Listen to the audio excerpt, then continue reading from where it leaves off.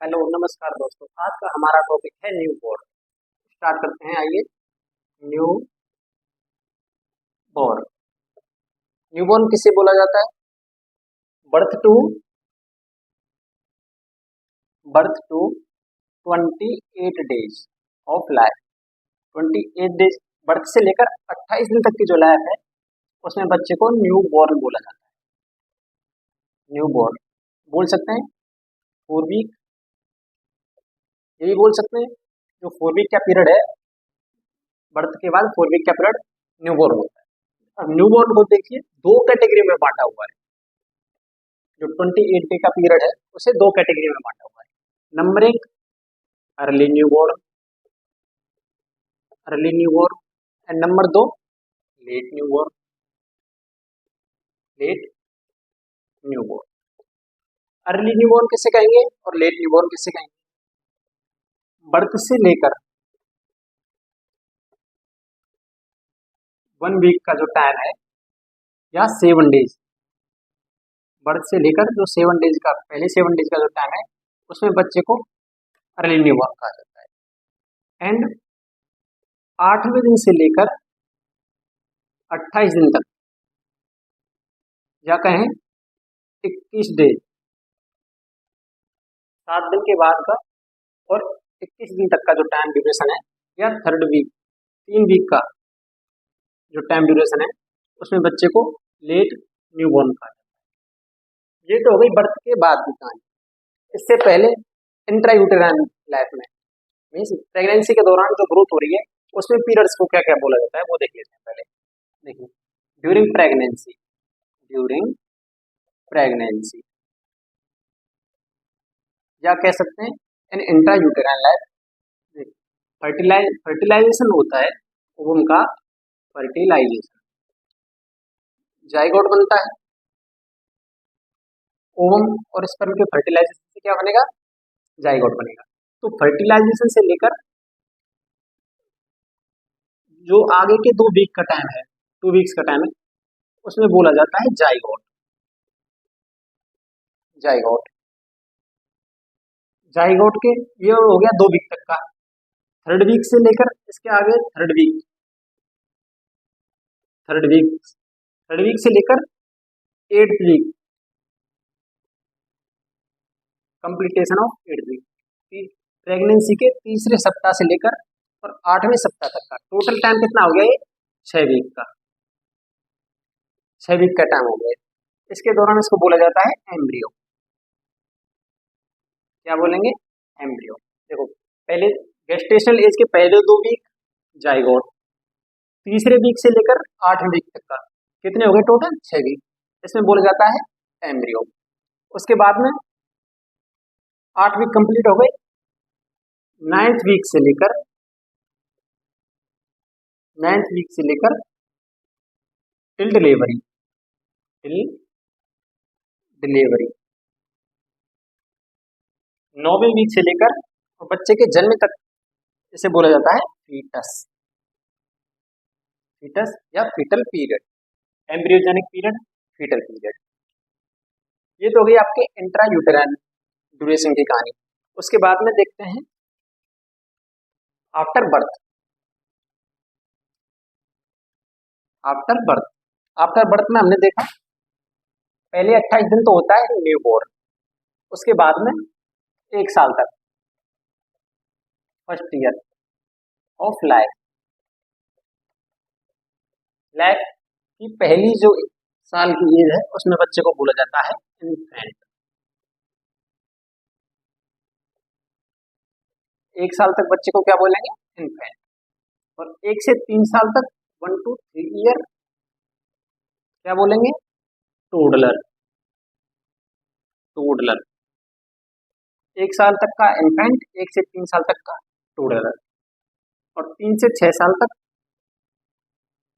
इस age group को बोला जाता है preschool age. Preschool age.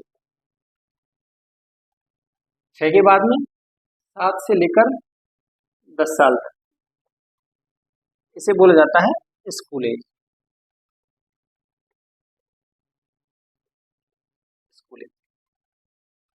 Birth से 28 दिन तक न्यूबॉर्न, पहले 7 दिन अर्ली न्यूबॉर्न, अगले 21 दिन लेट न्यूबॉर्न। उसके बाद में 1 साल तक इन्फेंट, 1 से 3 साल तक टोडलर, और 3 से 6 साल तक प्री स्कूल एज, और 7 से लेकर 10वीं साल तक स्कूल एज। इसके बाद में 10वीं साल से लेकर और 19 साल तक ये एज ग्रुप होती है एडोलसेंस। एडोलसेंस एडोलसेंस को भी 3 कैटेगरी में डिवाइड किया गया है। देखिए, सबसे पहला अर्ली, दूसरा middle, and third late adolescence. Early adolescence 10 से लेकर 13 साल तक का अर्ली एडोलसेंस। मिडल एडोलसेंस 14 से लेकर 16 साल तक की एज में middle adolescence. And let adolescence 17 से लेकर 19 साल तक की एज को लेट एडोलसेंस बोला जाता है। ये है आपकी पीरियड्स ऑफ ग्रोथ। बर्थ से पहले एक बार रिवाइज कर लेते हैं। बर्थ से पहले ड्यूरिंग इंट्रायूटेराइन है, पहले 2 वीक फर्टिलाइजेशन के बाद में पहले 2 वीक में बोला जाता है बच्चे को जाइगोट। जाइगोट के बाद में उसके आगे के 6 सप्ताह 8 मतलब बोल सकते हैं 8वें वीक तक, उसमें बोला जाता है एम्ब्रियो। 8 वीक कंप्लीट हो गए एम्ब्रियो तक, तो 9वें वीक से लेकर और फीटस के जन्म तक उस टाइम बोला जाता है फीटस। बच्चे के जन्म तक 9वें वीक से लेकर बच्चे के जन्म तक उस टाइम में बोलेंगे फीटस। उसके बाद में जन्म होता है बच्चे का। बच्चे के जन्म के बाद पहले 28 दिन न्यूबॉर्न, उसमें पहले 7 दिन अर्ली न्यूबॉर्न, उसके बाद में लेट न्यूबॉर्न। पहली लाइफ की पहली साल में इन्फेंट, 1 से 3 साल में टोडलर, 3 से 6 साल की एज में प्री स्कूल एज, 7 से 10 साल की एज स्कूल एज, 10 से 19 साल की एज ये होती है आपकी एडोलसेंस। अर्ली 10 से 13 साल की एज में अर्ली एडोलसेंस, 14 से 16 साल मिडल एडोलसेंस, एंड उसके बाद में 17 से 19 साल इसे कहते हैं लेट एडोलसेंस। अब बात कर लेते हैं हम न्यूबॉर्न के वेट के बारे में।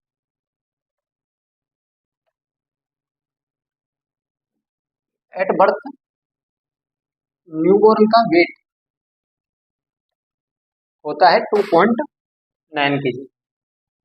ये बात कर रहे हैं इन इंडिया में। In India average newborn weight ये होता है आपका 2.9 kg। अगर रेंज में देखें तो बोल सकते हैं 2.5 kg से लेकर 3 kg तक, 2.5 kg से 3 kg तक इंडिया में नॉर्मल वेट माना जाता है न्यूबॉर्न का। उसके बाद में अगर देखिए बेबी का वेट, न्यूबॉर्न का वेट 2.5 kg से 2500 ग्राम से कम वेट का बच्चा पैदा हो रहा है तो उसे क्या बोलते हैं?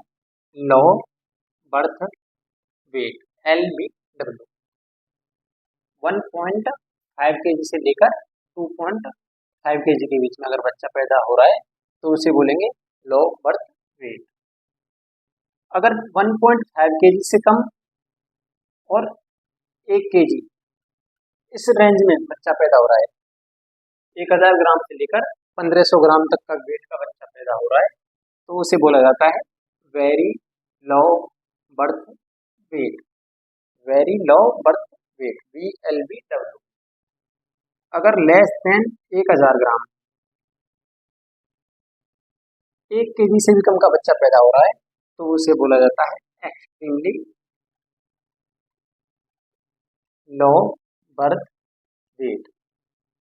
देखिए 2.5 kg से कम और 1.5 kg तक के बीच में हो रहा है तो उसे बोलेंगे low birth weight.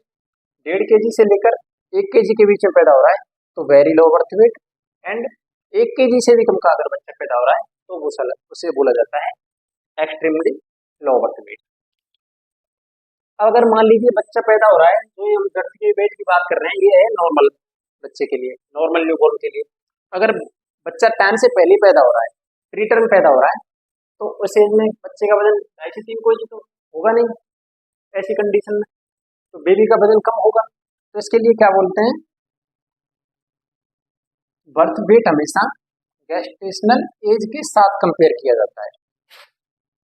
Birth weight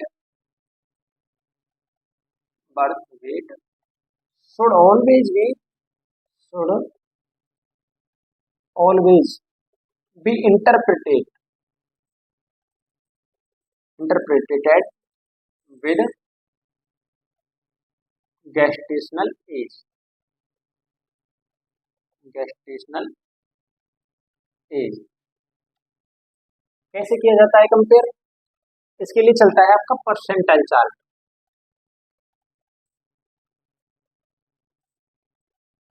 24 week ये है आपकी गेस्टेशनल एज, कितने वीक का बेबी पैदा हो रहा है, गेस्टेशनल एज 24, 26, 28, 30, 32 वीक्स, दो दो करते हुए आगे बढ़ते हुए वीक्स। बेबी का वेट 500 ग्राम, 1000 ग्राम, 1500 ग्राम, 2000 ग्राम, 2500 ग्राम, ऐसे 500 बढ़ते हुए यह न्यूबॉर्न का वेट आपका, न्यूबॉर्न वेट। इस पर देखो दो लाइन प्लॉट की हुई है, एक तो है आपकी ये और एक चलती है आपकी यहाँ से ऐसे।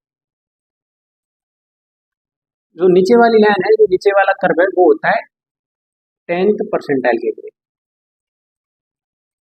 10th परसेंटाइल, और जो ऊपर वाली लाइन है ये होती है आपकी 19 परसेंटाइल, 90 परसेंटाइल। अगर देखिए बच्चे का गेस्टेशनल एज है 30 वीक और बच्चे का वेट हो है मान लीजिए 750 ग्राम का बच्चा पैदा हो रहा है और गेस्टेशनल एज है उसकी 30 वीक, तो इस ग्राफ में ये समथिंग यहाँ आएगा कहीं, तो ये 10th परसेंटाइल की लाइन से नीचे आ रहा है, तो इसे बोलते हैं हम स्मॉल फॉर गेस्टेशनल एज। अगर मान लीजिए 30 वीक का बच्चा पैदा हुआ है और उसका वेट है 1700 ग्राम, तो वो आएगा कहीं यहाँ, तो 10th परसेंटाइल की कर्व और 90 परसेंटाइल का जो कर्व है, 10th परसेंटाइल और 90 परसेंटाइल का जो कर्व है उसके बीच में अगर बेबी का वेट आ रहा है, न्यूबॉर्न का वेट आ रहा है, तो उसे बोला जाता है एप्रोप्रिएट फॉर गेस्टेशनल एज, ठीक है। और अगर 90 परसेंटाइल की लाइन से ऊपर जा रहा है तो उसे बोला जाता है large for gestational age.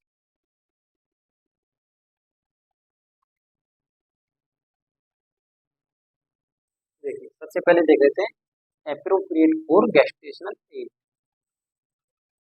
If newborn weight is between 10th percentile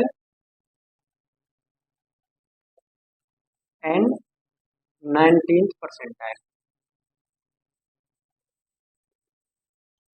on gestational age chart, gestational age chart। अगर गेस्टेशनल एज चार्ट पर 10 परसेंटाइल और 90 परसेंटाइल की लाइनों के बीच में अगर बेबी का वेट है तो इसे बोला जाता है appropriate for gestational as, appropriate for gestational as, ठीक है। उसके बाद आता है आपका SGA, small for gestational as. Small for gestational as से बोलेंगे अगर बेबी का वेट 10th परसेंटाइल की लाइन से नीचे आ रहा है, if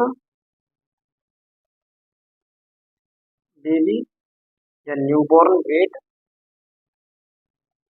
is less than 10th percentile on gestational age chart, तो उसे क्या बोलेंगे? Small for gestational as. And large for gestational as किसे बोलेंगे?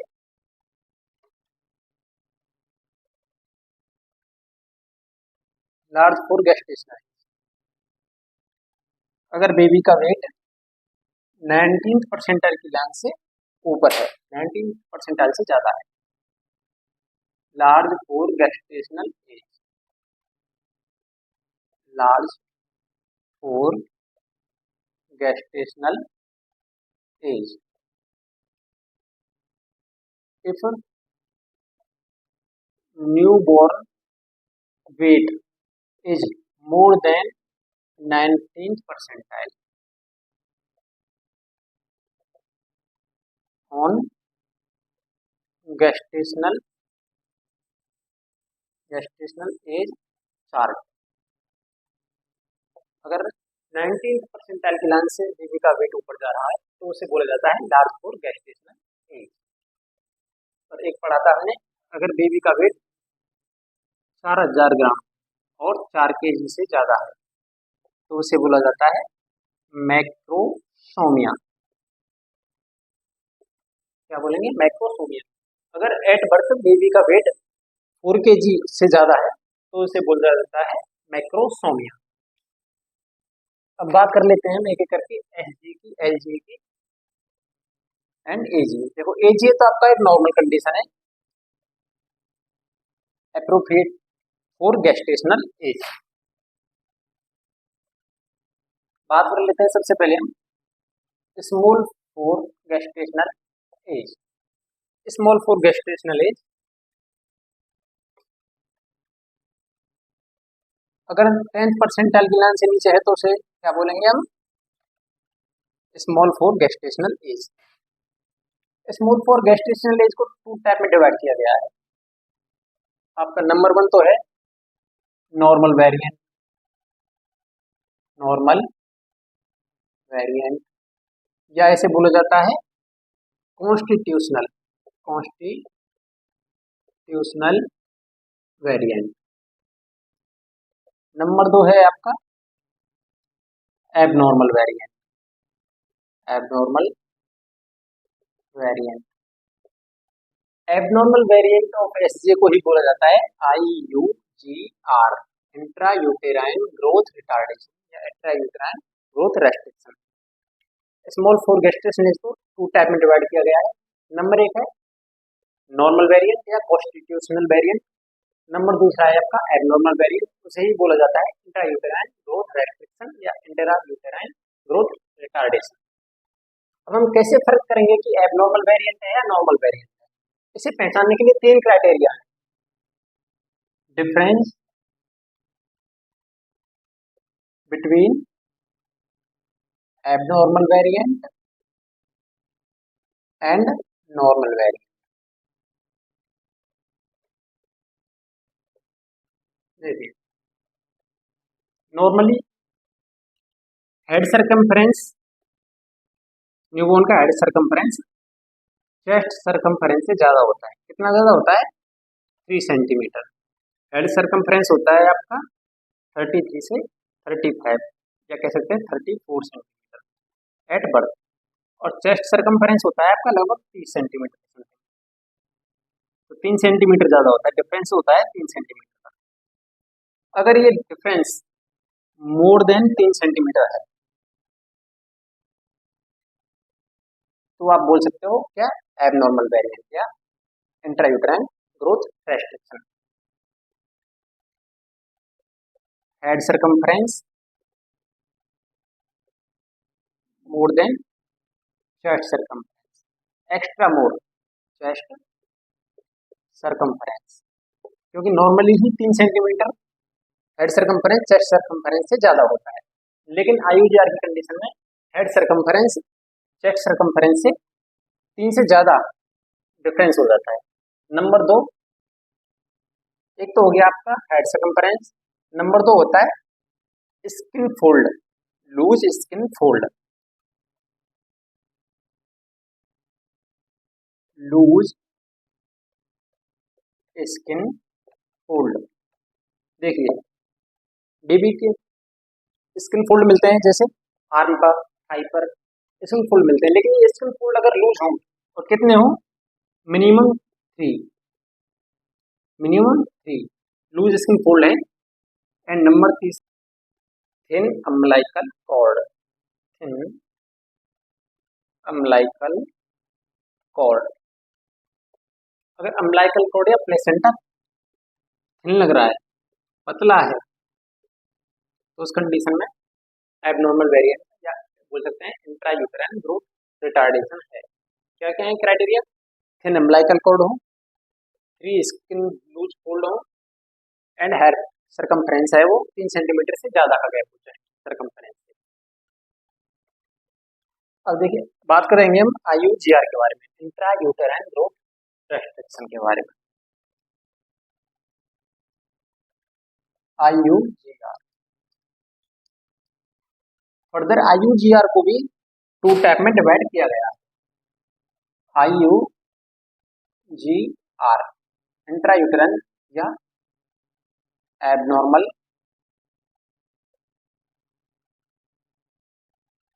Variant of SGA small four guest. IUGR को 2 टाइप में डिवाइड किया गया है। नंबर 1 है सिमेट्रिकल IUGR और दूसरा है आपका asymmetrical IUGR, intrauterine growth retardation, जिसे बोल सकते हैं आप abnormal variant of small four gestational age. Small four gestational age क्या है, less than 10 percentile weight of baby eight newborn gestational age chart. और IUGR को देखो डिवाइड किया गया है सिमेट्रिकल और एसिमेट्रिकल 2 टाइप में। सिमेट्रिकल की बात करें हम, देखिए सिमेट्रिकल में क्या होता है, इसका कॉज होता है, मेनली कॉज है इसका फीटल कॉज, जेनेटिक कॉज होता है, जीन में डिफेक्ट की वजह से सिमेट्रिकल IUGR होता है। अब जेनेटिक डिफेक्ट है तो देखो ऑर्गेनोजेनेसिस है होता है, जो होता है फर्स्ट ट्राइमेस्टर के अंदर। अगर फर्स्ट ट्राइमेस्टर के अंदर ही जेनेटिक डिफॉर्मिटी है, जेनेटिक दिक्कत है, तो पहले ही ट्राइमेस्टर के अंदर बेबी में चेंजेस होने लग जाएंगे। ड्यूरेशन है इसका, ऑनसेट है, ड्यूरेशन या बोल सकते हैं ऑनसेट। अगर जेनेटिक प्रॉब्लम है तो ऑनसेट होगा फर्स्ट ट्राइमेस्टर में, फर्स्ट ट्राइमेस्टर। कॉज क्या है इसका, फीटल कॉज। अब इसमें देखिए बात करें ब्लड सप्लाई प्लेसेंटा से फीटस के लिए through umbilical cord blood supply होती है, और ब्लड सप्लाई के अंदर कोई नॉर्मल रहेगी, ब्लड सप्लाई इसके अंदर नॉर्मल रहेगी, क्योंकि जीन में डिफेक्ट की वजह से बेबी के स्ट्रक्चर में या बेबी का जो ग्रोथ हो रही है उसमें प्रॉब्लम आ रही है, लेकिन प्लेसेंटा या अम्बिलिकल कॉर्ड में कोई दिक्कत नहीं आएगी। तो नो, अब नॉर्मल ब्लड सप्लाई रहेगी तो उसे बोलते हैं no blood sparing to head. Normal blood supply रहेगी हेड के लिए और अदर पार्ट बॉडी पार्ट के लिए, तो जो ऑल बॉडी पार्ट हैं, all body part undergoes growth retardation. ये तो हो गई आपकी सिमेट्रिकल IUGR की। अब नंबर 2 होता है आपका एसिमेट्रिकल IUGR। एसिमेट्रिकल IUGR इसका कॉज क्या होता है, इसका कॉज होते हैं मैटरनल, मैटरनल कॉज, जैसे utero placental insufficiency, insufficiency means uterus से प्लेसेंटा के थ्रू अम्बिलिकल के through blood supply normal way में नहीं हो रही है। एग्जाम्पल के लिए आपका हो सकता है, जैसे कंडीशन हो गई मैटरनल HTN, मैटरनल हाइपरटेंशन की कंडीशन। इस कंडीशन में आपका यूटेरोप्लेसेंटल इनसफिशिएंसी हो सकती है। अब यूटेरोप्लेसेंटल इनसफिशिएंसी है तो इसका ऑनसेट होता है second and third trimester, second and third trimester. अब देखिए यूटेरोप्लेसेंटल इनसफिशिएंसी है तो जो ब्लड सप्लाई है, blood supply turn toward head, इसे बोलते हैं head sparing, head sparing. Blood supply head की तरफ ज्यादा हो जाएगी तो ब्लड जो हेड ग्रोथ है वो तो नॉर्मल रहेगी, head growth normal, and other body organ